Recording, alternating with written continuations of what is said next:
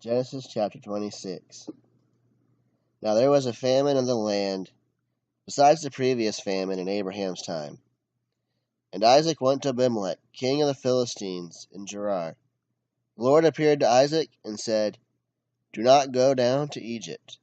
Live in the land where I tell you to live. Stay in this land for a while, and I will be with you and will bless you. For you and your descendants I will give all these lands, and will confirm the oath I swore to your father Abraham. I will make your descendants as numerous as the stars in the sky, and will give them all these lands. And through your offspring, all nations on earth will be blessed, because Abraham obeyed me and did everything I required of him, keeping my commands, my decrees, and my instructions. So Isaac stayed in Gerar. When the men of that place asked him about his wife, he said, She is my sister, because he was afraid to say, She is my wife. He thought, The men of this place might kill me on account of Rebekah, because she is beautiful. When Isaac had been there a long time, Abimelech, king of the Philistines, looked down from a window and saw Isaac caressing his wife Rebekah. So Abimelech summoned Isaac and said, She is really your wife. Why did you say, She is my sister? Isaac answered him, Because I thought I might lose my life on account of her. Then Abimelech said, What is this you have done to us? One of the men might well have slept with your wife, and you would have brought guilt upon us. So Abimelech gave orders to all the people, Anyone who harms this man or his wife shall surely be put to death. Isaac planted crops in that land, and the same year reaped 100-fold, because the Lord blessed him. The man became rich, and his wealth continued to grow until he became very wealthy. He had so many flocks and herds and servants that the Philistines envied him. So all the wells that his father's servants had dug in the time of his father Abraham, the Philistines stopped up, filling them with earth.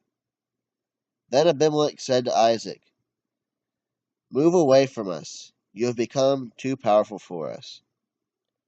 So Isaac moved away from there and encamped in the valley of Gerar, where he settled.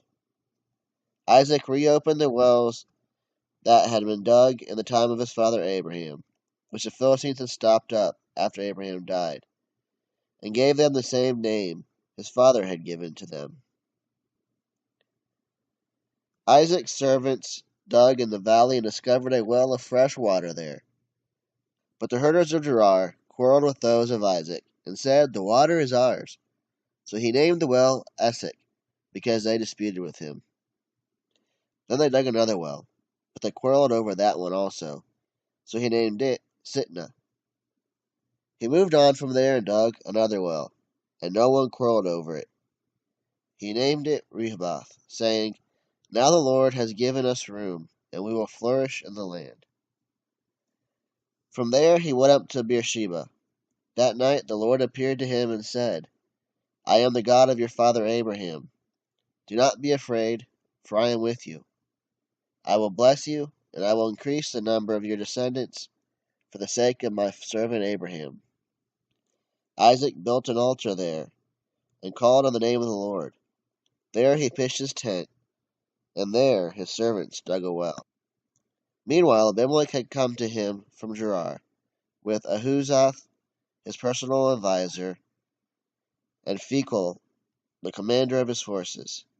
Isaac asked them, Why have you come to me, since you were hostile to me, and sent me away?